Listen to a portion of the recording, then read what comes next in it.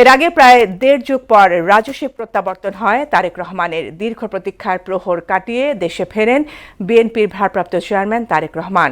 ৬০ বছরের জীবনে ১৭ বছরই কেটেছে নির্বাসনে। প্রস্থান কণ্টকাকীর্ণ হলেও প্রত্যাবর্তন মুহূর্ত ছিল সম্মান আর গৌরবের। তার ফেরাটা দেশের রাজনীতির সমীকরণ অনেকটাই পাল্টে দিয়েছে। তাই তো নতুন বাংলাদেশ গড়ার স্বপ্ন দেখছেন দলটির সিনিয়র নেতারা।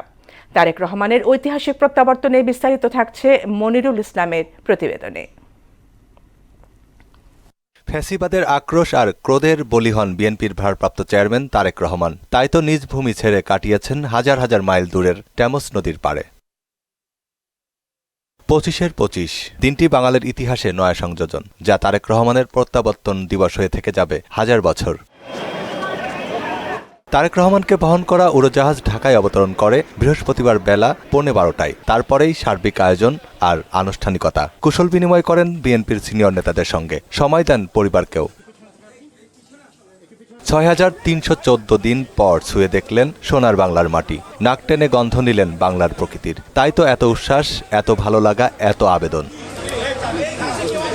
বিএনপির মিডিয়া সেলের আহ্বায়ক ওয়াদুদ আবেদিন বললেন, তারেক রহমানের প্রত্যাবর্তনের মধ্য দিয়ে ঐক্যমত্য প্রতিষ্ঠিত হবে। আগামী দিনের একটা প্রত্যাশার বাংলাদেশ বিনির্মাণের যে স্বপ্ন আমরা সবাই দেখি, সেটিকে সফল করার জন্য তিনি সবার সহযোগিতা চাইবেন। তারেক রহমানের প্রত্যাবর্তনে বিমানবন্দর এলাকা ছিল কড়া নিরাপত্তা বেষ্টনীতে। র্যাব, পুলিশ, সেনাবাহিনী সহ আইনশৃঙ্খলা বাহিনীর তৎপরতাও ছিল নজিরবিহীন।